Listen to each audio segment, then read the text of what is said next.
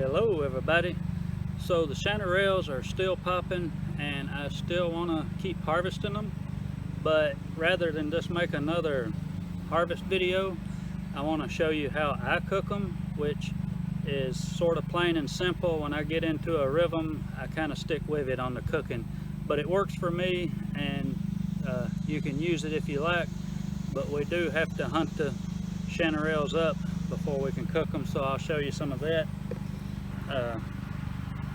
Yeah, I have been out here already. That's why I know the chanterelles are here, and I've seen some of these reishi mushrooms. So I got these earlier, and while we're here, I want to show you a little update on the mushroom logs that I inoculated this spring. They look like they're starting to run pretty well, so maybe this fall we'll get a big crop.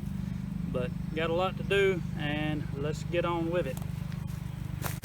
So we're just going to say this video is about all things mushroom at the moment. But anyway, this is a pretty cool lesson on the mushroom logs. I've got a couple videos on how I make these. These holes right here are not supposed to be empty like that. I had packed them with sawdust spon and then waxed over them, and apparently on this one a bird just came in and picked out and took a lot of the sawdust out. But I can see on some of these logs, this is a great example that the mycelium is running, and the reason that I think this is mine and not some other mushroom coming in from the outside is you can see right here, see the little spot where the sawdust is, and there's a line going all the way down this log, and there it is. And then about where the spacing would be for the next row, you see this pattern going. So I think some of them it's more apparent than others, but I'm really optimistic that they're running well. The one that I was worried about still has that, so let's hope so.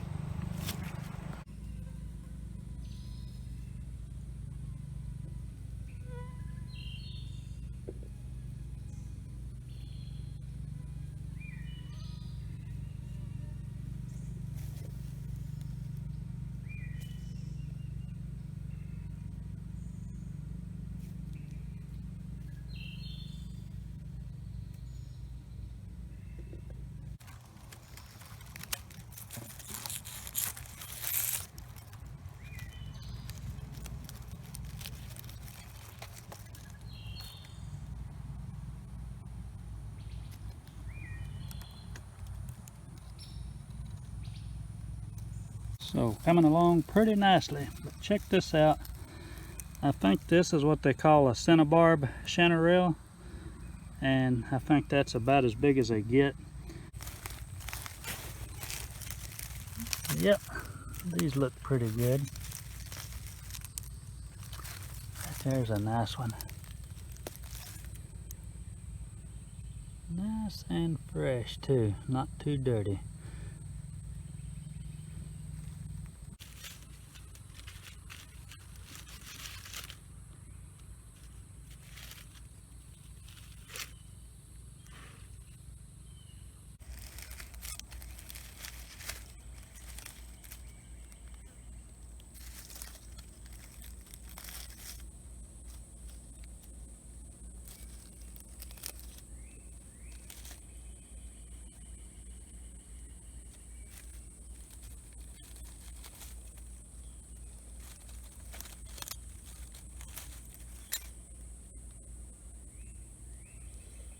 So there's a patch that I just left that I showed you, and filled up this bowl, which was already nearly full, and I've nearly filled up this bowl, and not far away is another patch.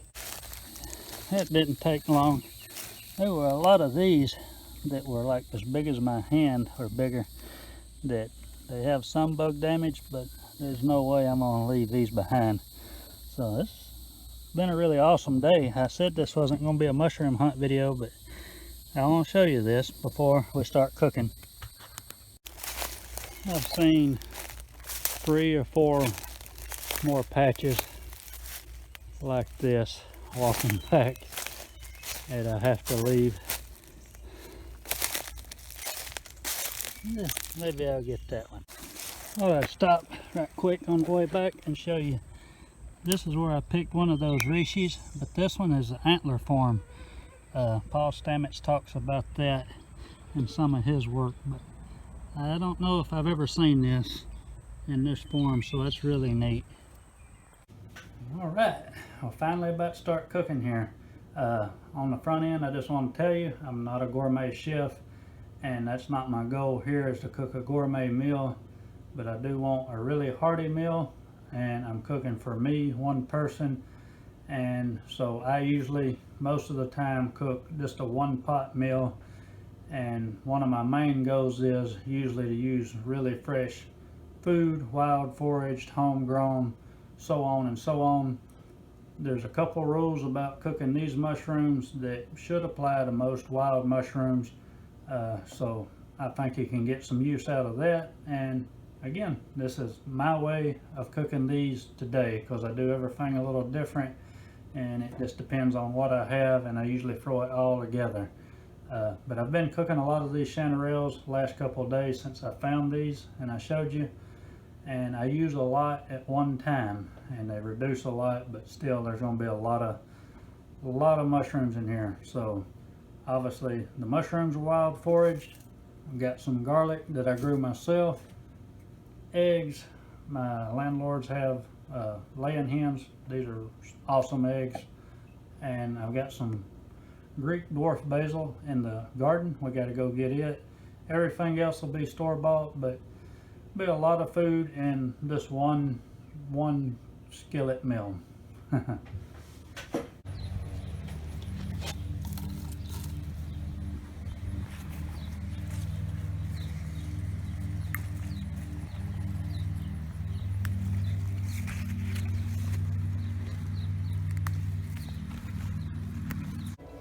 Started off, I'm cooking some salted pork on the front end. Cook it separate from the rest. So a lot of mushrooms going in. I'm going to use all of these in one thing, and I have used more than this, but I've got so much other stuff going in. Now I could use the knife to cut these up, and I may use it to clean them up, because I don't actually wash mine. If you want to, that's fine, but try not to get them too saturated, because they will soak in the water. For me, it's easier to keep them clean when I'm picking them. If I was cooking for somebody else, yeah, I would clean them, but this is just for me, and it's just easier to keep them drier. Instead of using a knife to split them, the chanterelles just break apart really nice. And I've got to where now I do them in smaller pieces, just because it goes in the meal better, and I can get more in the skillet. So again, I use a lot when I do it. So I'm going to go through here and rip all these up. If I see something dirty, like the end of a stalk or something, I'll cut that off. Look for any bugs, bug damage, or dirt. Other than that, I'm going to let it rip. There they are, all shredded up. Not really pretty, but that's how much I'll use in one meal.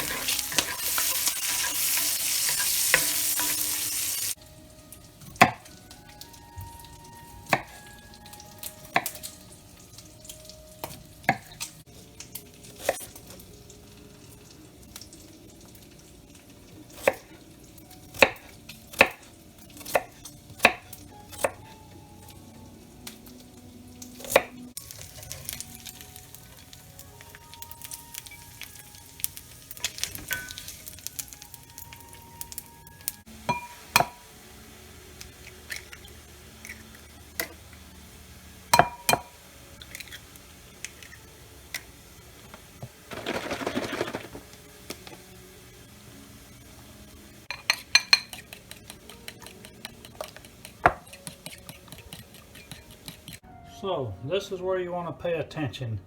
The skillet is dry, no oil, nothing, and it's on pretty warm, not hot, but between medium and hot. And again, this dry skillet, mushrooms going straight on there. Now I'm gonna have to keep them moving, But what I'm doing here is I'm getting any of the water out the best that I can, because there's a lot of water in these mushrooms always, and to get the best consistency and the best texture you need to get it off and evaporate it out.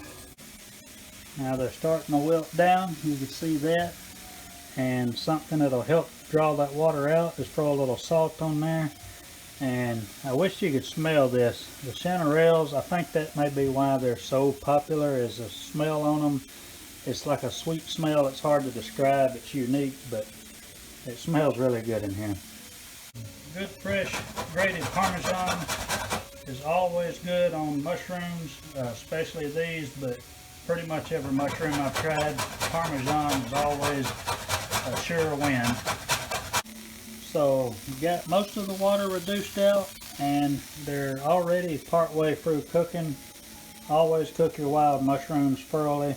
But now we're going to start frying them. Throw a nice little piece of butter in there, and then the broccoli will go next, and the onions, and then the garlic, and the eggs. And I've got the Parmesan whipped into the eggs.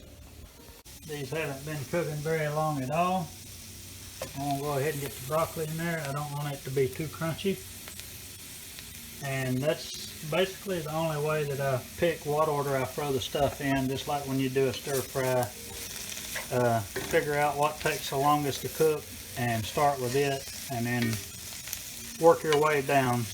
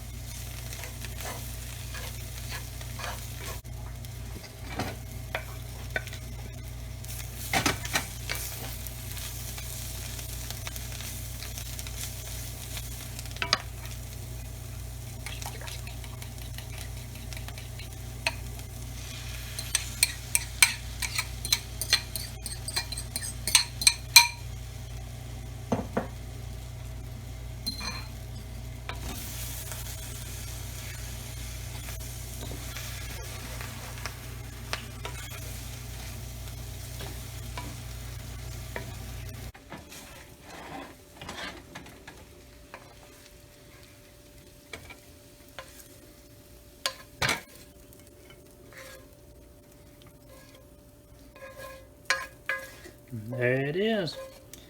That is supper. So that's how I do it. The two takeaways from this is cook the water out of your mushrooms first on a dry skillet, and Parmesan goes great with pretty much any mushroom that I've ever tasted. So hope y'all like that. Let's taste it right quick. Oh, dadgummit. Take two. Let's try that again. Got some mushrooms on here. We'll try them since that's what the video is about.